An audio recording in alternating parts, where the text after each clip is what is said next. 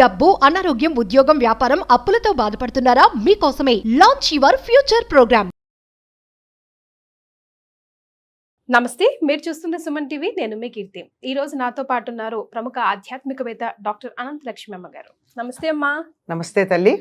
అమ్మ, ధనత్రయోదశి ధన్తేరస్ వస్తుంది కదా, మరి ఈ రోజు ప్రాముఖ్యం గురించి, విశిష్టత గురించి ఈ రోజు ఏం చేయాలో తెలుసుకుందాం. ధనత్రయోదశిని ధన్వంతరి జయంతిగా చెప్తారమ్మా. పాల సముద్రాన్ని తరచి అందులో నుండి అమృతం సాధించడానికి ప్రయత్నం చేస్తున్న సందర్భంలో ముందుగా ధన్వంతరి ఆవిర్భవించడం జరిగిందని, ధన్వంతరి దేవ వైద్యుడు, దేవతలకు వైద్యుడు. ఇక్కడ చాలా మంది ఇప్పుడు మన వాళ్ళు డాక్టర్స్ డే అని కూడా చేస్తారు ఈరోజు. ధన్వంతరి దేవతలకు వైద్యుడు కదా, ధన్వంతరి పుట్టినటువంటి రోజు గనక దీన్ని ధనత్రయోదశిగా అందులో చెప్తారు అని అనుకుంటాము. కానీ అన్నిటికన్నా ముందేమిటండి, మనకన్నిటికన్నా గొప్ప ధనం ఏమిటి? ఆయుర్దాయం. ఆయుర్దాయానికి కారణమైనటువంటి ఆరోగ్యం. అందులోనూ ధన్వంతరిలో ధన్నుండనే ఉంది. ఆ ధన్వంతరికి సంబంధించిన త్రయోదశి అన్న అర్థంలో ధనత్రయోదశి అని ఉపయోగిస్తూ ఉంటారమ్మా ఈ పదాన్ని. ఈరోజు సాధారణంగా సాయంత్రం గుమ్మం దగ్గర దీపాలు పెడతారు. ఈ రోజు నుంచి స్టార్ట్ అమ్మా. ఈ రోజు నుంచి ఎలాగంటే సింహద్వారానికి అటు ఇటు దీపాలు పెట్టి, మనకి ఎట్లయినా తెలుగు వాళ్ళకి అలవాటు తక్కువ. ఈ మధ్య అన్ని చదువుకుని మళ్ళీ మొదలు పెట్టాం, కానీ మధ్యకాలంలో ఎందుకో పోయింది తెలుగు వాళ్ళ దగ్గర ఈ అలవాటు, లోపించింది తెలుగు వాళ్ళు. బయట దీపారాధన చేయడం అది కాదు, ధనత్రయోదశి నాడే దీపాలు పెట్టడం అన్నది మన దగ్గర ఈ మధ్య మళ్ళీ మొదలు పెట్టాం, కానీ మధ్యకాలంలో చాలా కాలం లేదు. ఓన్లీ దీపావళి రోజే. నరక చతుర్దశి నాడు తెల్లారుజామున పెడతారు, తర్వాత దీపావళి సాయంకాలం నుంచి మొదలు పెడతారు. నరక చతుర్దశి నాడు సాయంత్రం పెట్టారు, తెల్లారుజామున పెడతారు. మళ్ళీ ఇప్పుడు దీని వివరాలన్నీ అందరూ చెప్పుకోవడం మొదలుపెట్టి, ఉత్తర దేశంలో ధన్తేరాస్ చేయడం మొదలుపెట్టిన తర్వాత మొదలుపెట్టారు. తేరాస్ అంటే 13 అని అర్థం, త్రయోదశి అన్న 13 అనే అర్థం. ధనత్రయోదశి, ధన తేరాస్, త్రయోదశి అదే అర్థం. 13 దీపాలు పెట్టాలనా? కాదు, 13వ తిథి అది. తిథి అదనా? త్రయోదశి అంటే 13వ తిథి కదా. పాడ్యం అంటే మొదటిది, దశమి అంటే 10వది, నవమి అంటే 9వది, అష్టమి అంటే 8వది, సప్తమి అంటే 7వది. అట్లాగే మా త్రయోదశి అంటే 13వదని అర్థం. ఈ 13వదైనటువంటి త్రయోదశి తిథి ధన్వంతరికి సంబంధించింది గనక దీన్ని ధనత్రయోదశి అంటారు.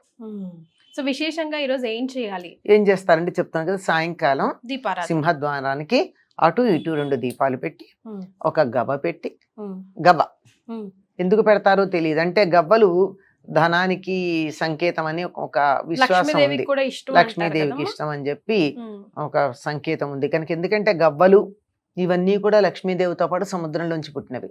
శంఖం అంటే దానికి చాలా ఏర్పాట్లు చేయాలి. శంఖాన్ని ఎట్లా పడితే అట్లా పెట్టలేం కదా, దాని కింద ఒక అది పెట్టడానికి కావలసినటువంటి ఒక ముందర ఒక పళ్ళెం ఉండాలి, దాంట్లో పెట్టాలి, పూజించాలి, చాలా చేయాలి. శంఖం ఉందంటే నియమాలు. గవ్వలు పెట్టేసి బియ్యము బెల్లము అక్కడ పెట్టి, కాసిన బియ్యం గింజలు, కొంచెం బెల్లం నైవేద్యం పెట్టి, యముడికి యమాయ తర్పయామి అని చెప్పి యముడికి నమస్కారం చేస్తారు. ఈ దీపాలకి యమదీపాలనే పేరు. సో జనరల్ గా ఎప్పుడు పెట్టాం కదమ్మా, ఇంకా సంవత్సరంలో యమద్వీపం అంటూ మనం పెట్టాం.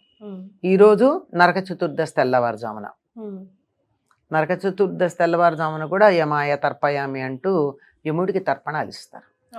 ఇక్కడ కూడా ఈ యముడినే ప్రార్థిస్తారు. మరి దీనికి కారణం ఏమిటి అంటే, ఒకప్పుడు హేమరాజు అనే రాజు ఉండేవాడట. ఆయనకి కుమారుడు పుడితే వెంటనే జాతకాలు చూపిస్తారు కదా, ఆ జాతకాల్లో అతడు వివాహం అయితే 4వ రోజున మరణిస్తాడు అని ఉందిట.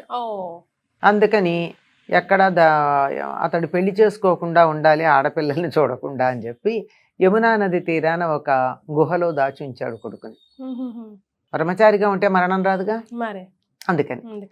అయితే ఆయన పెరిగి పెద్దవాడయ్యాక అక్కడ ఒకరోజు హేమరాజు గారి కూతురు అటు వస్తే చూసి ఇష్టపడి వాళ్ళిద్దరు గాంధర్వ విధిని వివాహం చేసుకున్నారు. చేసుకున్నాక ఏం జరిగింది, ఆ రోజు 4వ రోజు యమదూతలు వచ్చి అతను తీసుకుని వెళ్ళిపోయారు. ఆ అమ్మాయి భయంకరంగా ఏడ్చింది. పెళ్ళైన 4వ రోజు భర్త పోతే ఎవరికైనా బాధ కదా. మరి అమ్మ. అందులోని ఇష్టపడి పెళ్లి చేసుకున్నది. ఆ ఏడుస్తూ ఉంటే అది చూసేటప్పటికి యమదూతలకి బాధ కలిగింది. ఉమ్. యముడికి చెప్పారు, నాకు ఈ పని చేసినప్పుడు మాత్రం మాకు బాధ కలిగింది అని. అడిగితే సరే ఇలాంటి అకాల మృత్యువు లేకుండా ఉండాలి అంటే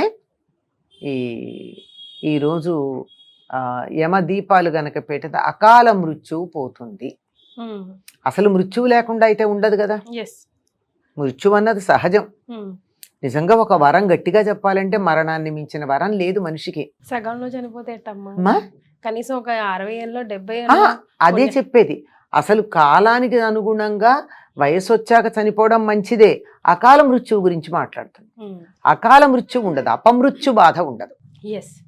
ఇలా పెళ్ళైన 4వ రోజును 25 ఏళ్లకి 20 ఏళ్లకి తల్లిదండ్రుల కడుపున చిచ్చు పెట్టి వెళ్ళడం అన్నది అది అపమృత్యువు.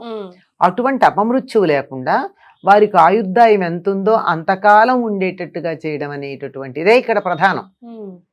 అందుకని అటువంటి అపమృత్యు బాధ లేకుండా ఉండడానికి చక్కగా ఈ యమదీపాలు పెట్టాలి అని చెప్పి ఆ రోజు నుంచి చెప్పడం జరిగింది. ఎస్.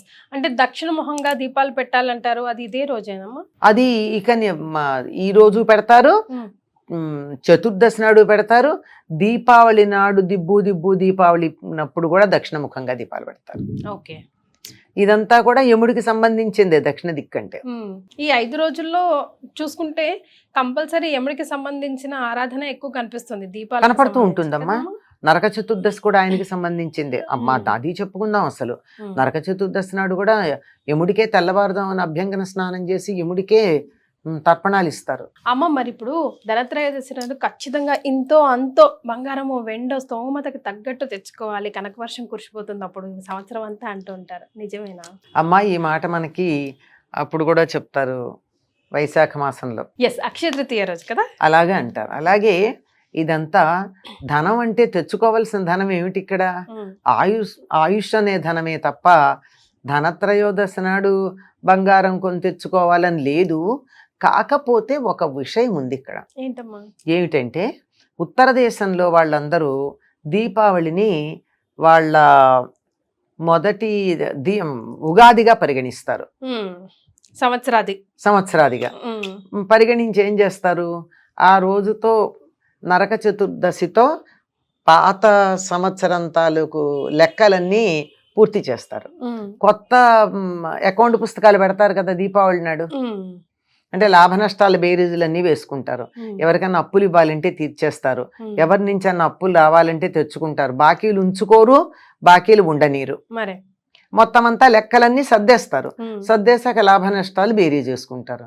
లాభ నష్టాలు బేరీజ్ వేసుకున్నాక లాభం గనక ఉన్నట్టయితే దాన్ని ఎలా చేయాలి, ఏం చెయ్యాలి? ఒకప్పుడు ధనం గనక ఉన్నట్టయితే ఏం చేసేవాళ్ళమ్మా? బంగారం కొనేవారు. అదే స్థిరమైనటువంటి చరాస్తి. స్థిరమైన చరాస్తి, చరాస్తి కాదు, అలాని స్థిరాస్తి కాదు, స్థిరమైన చరాస్తి. అందుకే ఎవ్వరైనా సరే డబ్బు దాచుకోవాలి అంటే ఇవాళ ఈ నోట్లు చలామణిలో ఉంటాయి, రేపు ఉండకపోతాయి. వీటి విలువ ఏమిటో తెలియదు. ఇవాళ 100 రూపాయలకు కొన్న వస్తువు 100 రూపాయలు దాచుకుంటే తర్వాత కొందామంటే ఇవాళ కొన్న వస్తువులో సగం కూడా రాదు కొన్నాళ్ళు పోయాక. అదే బంగారం, ఆ 100 రూపాయలు పెట్టి బంగారం కొంటే దాని విలువ పెరుగుతుందే కానీ తరగదు. అంచేత బంగారంలోనే పెట్టుబడి పెట్టేవారు. అది సీక్రెట్. కనుక ఈ వ్యాపారవేత్తలు ఎవరైతే ఉన్నారో వాళ్ళు వాళ్ళ అకౌంట్ పుస్తకాలు పూర్తి చేసి లాభాన్ని పెట్టుబడి కొంత ఉంచి దాచిపెట్టుకోదలుచుకున్నదంతా బంగారం కొని లోపల దాచేవారు. అలా కొనడం ఉందే తప్ప వాళ్ళు చేసిన పనే తప్ప తప్పనిసరిగా ఇవాళ బంగారం కొని తీరాలి, కొంటేనే మనకి కనకవర్షం ఉంటుంది అన్నది లేదమ్మా.